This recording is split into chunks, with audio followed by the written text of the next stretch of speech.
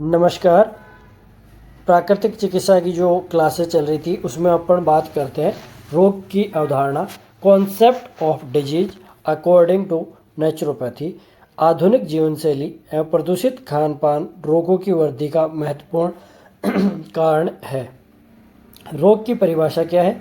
व्याधि विविधम दुख मदादाति व्याधि, अर्थात जिसके द्वारा विभिन्न दुखों की उत्पत्ति होती है वह व्याधि है। विकट आदि या स्मार्त से व्याधि, विभिन्न प्रकार के दुख जिससे आते हैं उसे व्याधि कहते हैं।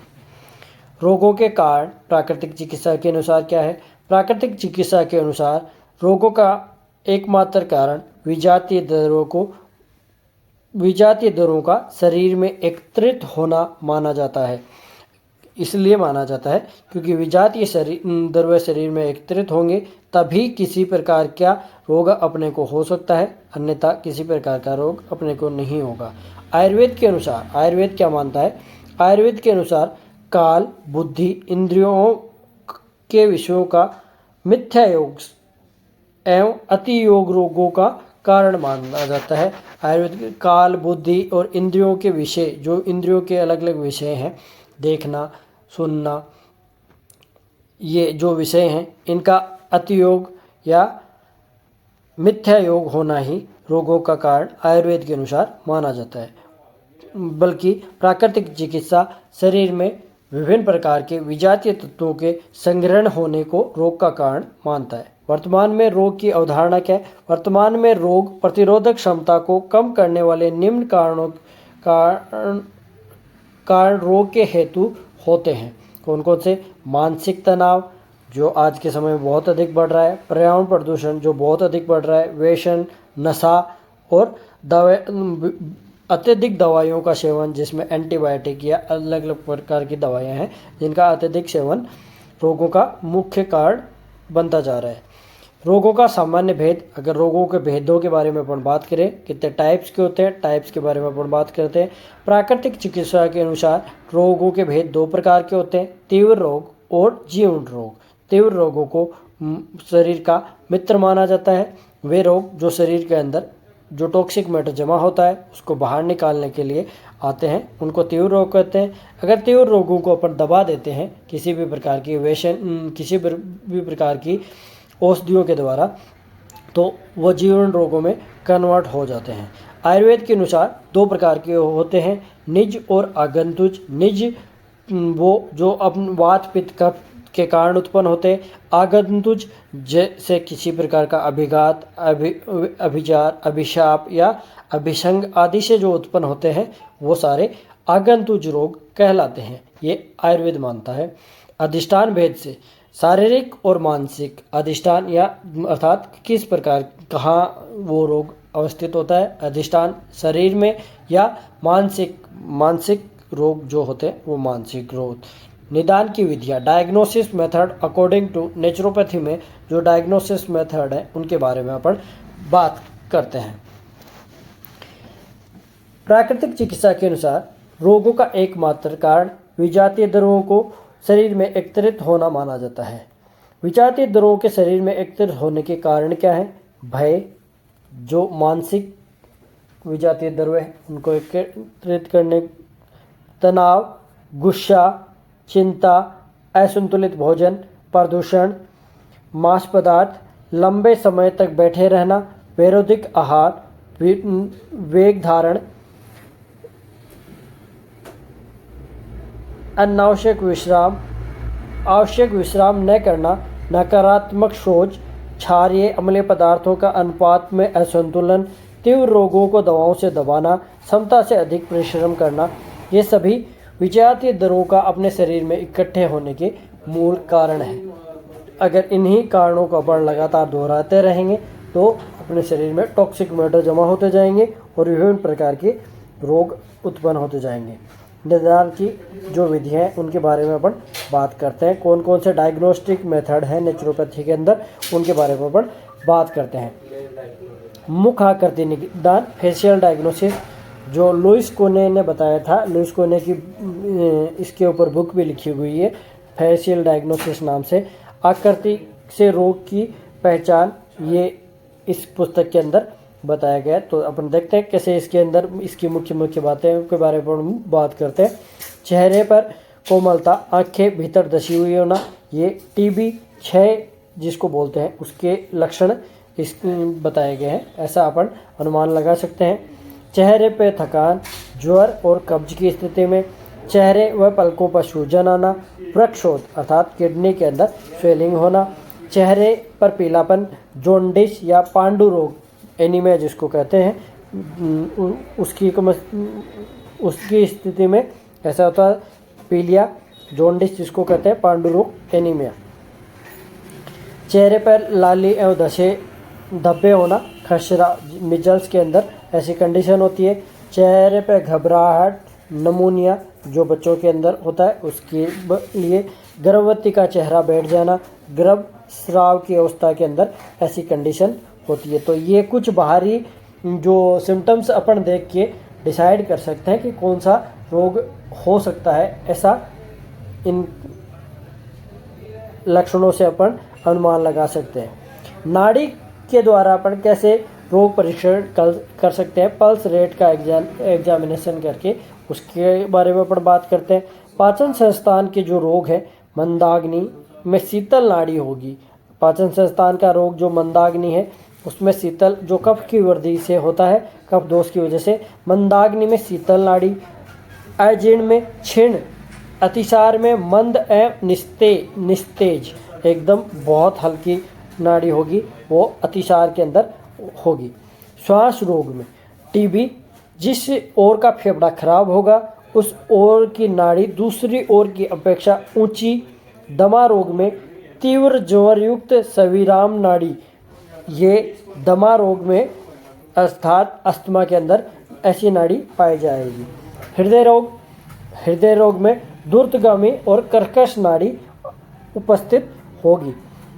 मूत्र रोग, मूत्रघात में मेंढक के समान वृक्षोथ में कठोर नियमित नाड़ी गति होगी।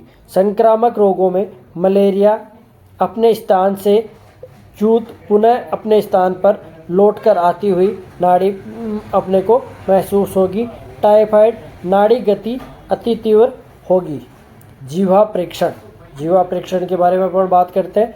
जीवा पर सफ़ेद परत का जमना, अपच, यकृत आंत्र विकार से संबंधित ये सिम्टम्स है। रुक्ष जीवा, ज्वर, पानी की कमी होना, जीवा पर लालिमा एवं छाले होना, पाचन विकार या कब्ज की स्थिति होना, जीवा पर भूरा या कालापन होना टाइफाइड की अवस्था में, जीवा पर नीलापन हृदय रोग की अवस्था में जिसमें ऑक्सीजन की कमी होने लगती है, जीवा पर लालिमा की कमी, खून की कमी एनीमिया जिसको कहते हैं, जीवा का लंबा होना मस्तिष्क रोग होना, जीवा का एक ओर घूम जाना पैरालिसिस पक्षाघात जिसको कहते हैं, जीवा का रंग शीशे समान होना हैजा और फेफड़े के रोग में ऐसी कंडीशन उत्पन्न होती है। जीवा का बढ़ना एवं दांतों के निशानों का होना, यकृत लीवर विकार के अंदर ऐसी कंडीशन होती है। अब हम बात करते हैं दांतों के द्वारा कैसे अपन एग्जामिनेशन कर सकते हैं। पायरिया में दांतों की जड़ों एवं मुसड़ों में पीप या ब्लड निकलने लगता है। पांडु रोग एनीमिया में रोगी के मसूड़े ढीले पड़ जाते हैं।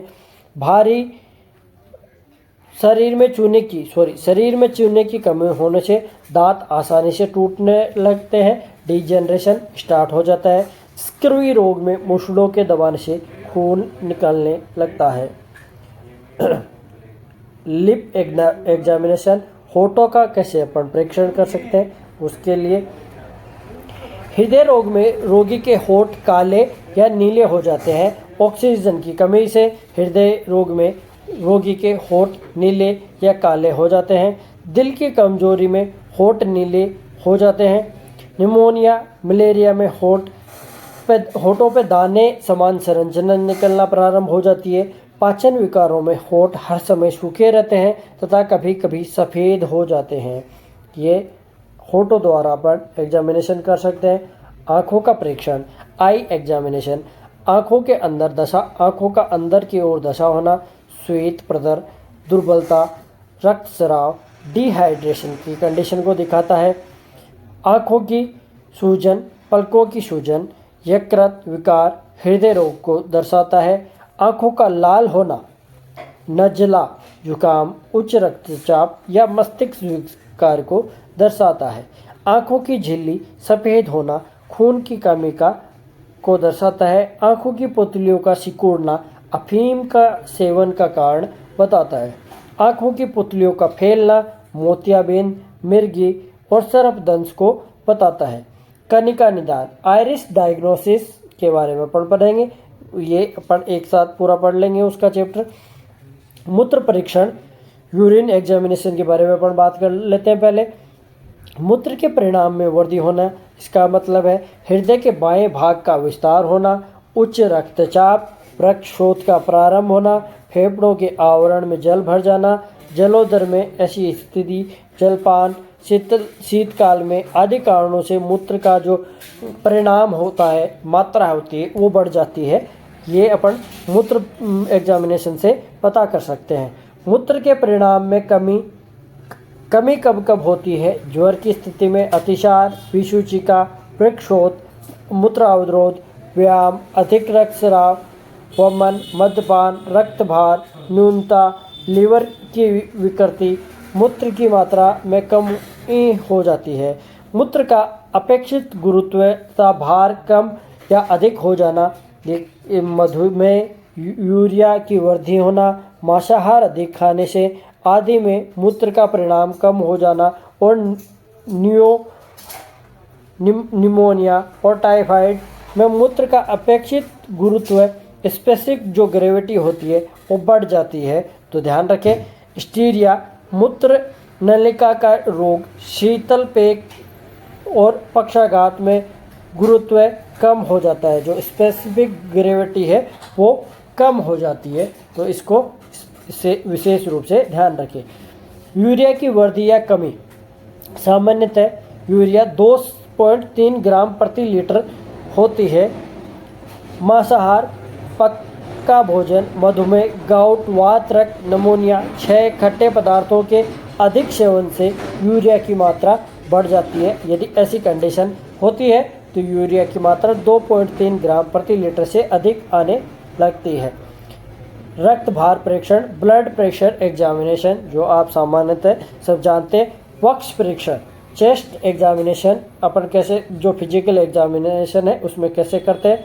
बालों का निदान, बालों का शुष्क रूखा होना, वृक्क रोग, बालों का सफ़ेद होना, नज़ला, जुकाम, दमा, श्वास रोग आदि में। बालों का झड़ना, पिट्यूटरी ग्रंथि का कम काम करना, हृदय रोग, सिर में रक्त संचार की कमी आदि हो सकते हैं। ये है, निश्चित नहीं है, लेकिन इन सिम्टम से अपन अनुमान लगा सकते हैं। अंगुली, नाखून आदि के द्वारा क्या निदान कर सकते हैं अपन? अंगुली आदि के द्वारा एनीमिया आदि की कंडीशन, जॉन्डिस आदि में के बारे में अपन अनुमान लगा सकते हैं। थूक का बदबूदार, पीप युक्त होना, फेफड़ों की सूजन और ट्यूमर को अंकित कर सकता है। थूक चिपचिपा, लस्सेदार, कफयुक्त होना ब्रोंकाइटिस का अनुमान बता सकता है। थूक झागदार, लालिमा लिए हो तो दंत विकार का अनुमान अपन लगा सकते हैं। थूक के साथ रक्त मिश्रित हो तो टीबी का सिम्टम्स हो सकते हैं। थूक का रंग मटमैला अथवा नारंगी होना श्लेष्मिक सन्निपातज रोगों की उत्पत्ति हो सकती है। हरित वर्ण का थूक होना पीलिया में ऐसी कंडीशन हो सकती है। अपन तीव्र रोग क्या होते हैं इसके बारे में अपन बात करते हैं। प्राकृतिक चिकित्सा में रोगों की दो अवस्था बताई गई है, तीव्र रोग और क्रोनिक डिजीज। तीव्र रोग क्या होते हैं? तीव्र रोग शरीर में विजातीय पदार्थों को जल्दी से अर्थात तीव्र गति से निष्कासित करने की एक प्रक्रिया है, बाहर निकालने की एक प्रक्रिया है। तीव्र रोगों को डॉक्टर बर्नर मैकफेडन ने इस प्रकार स्पष्ट किया है। If is disease that saves life, it is disease that actually cure the body by means of disease position and element which might have caused death had they been allowed of remain। अर्थात तीव्र रोग जो होते हैं वो हमारे शरीर में जो विजातीय द्रव्य टॉक्सिक मैटर लगातार जमा होते रहते हैं, उनको बाहर निकालने के लिए प्रकृति स्वतः उनको लेके आती है। जब टॉक्सिक मैटर बाहर निकल जाते हैं तो तीव्र रोग स्वतः ही ठीक हो जाते हैं। यदि हम उनको दबाएंगे, हम उनके जो प्रकृति की जो प्रोसेस है टॉक्सिक मैटर को बाहर निकालने की, उसमें किसी प्रकार का व्यवधान उत्पन्न करेंगे तो वो आगे चलकर लगातार व्यवधान उत्पन्न करेंगे तो आगे चलकर वो क्रोनिक डिजीज में कन्वर्ट हो जाते हैं और विभिन्न प्रकार के रोगों में बदल जाते हैं। तीव्र रोग, तीव्र रोगों के उदाहरण कौन कौन से हैं? उल्टी, दस्त, ज्वर, खांसी, टाइफाइड, हैजा, चेचक, कान में दर्द आदि तीव्र रोगों के एग्जाम्पल है। जीर्ण रोग, जीर्ण रोग जटिल रोग, तीव्र रोगों को बार बार दवाओं के प्रयोग द्वारा दवाएं रखने से बाहर शरीर में विजातीय द्रव्य एकत्रित होते हुए पूरे शरीर में अपने प्रभाव से ग्रस्त कर देते हैं, जिससे जीर्ण या जटिल रोग उत्पन्न होते जाते हैं। जीर्ण रोगों के उदाहरण मधुमेह, दमा, बवासीर, कैंसर, वृक्क रोग, पार्किंसन, एनीमिया आदि जीर्ण रोग है जो लगातार तीव्र रोगों को दबाते रहने से उत्पन्न होते हैं। तो तीव्र रोग और जीर्ण रोग दो प्रकार के रोग होते हैं। आज के क्लास में इतना ही, आगे के क्लास में अपन फिर से पढ़ेंगे नेक्स्ट किसी टॉपिक के बारे में। यदि आपको हमारी क्लास अच्छी लगी तो हमारे चैनल को लाइक करें, शेयर करें, सब्सक्राइब करें। धन्यवाद।